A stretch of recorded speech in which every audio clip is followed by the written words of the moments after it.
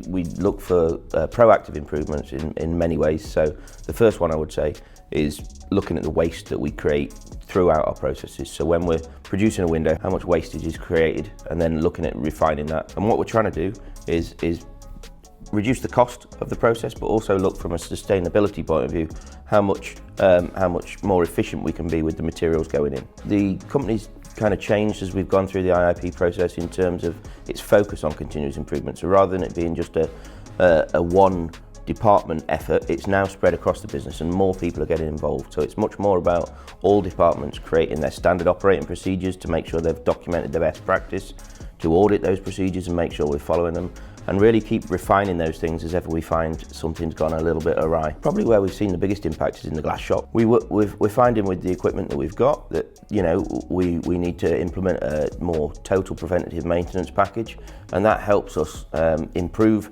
the quality of the product, but also the repeatability of the processes and repeatability of the machine to make that product consistent. So having won gold, I think the biggest change that I've seen is the desire to really make clear and standard targets for everybody in the business.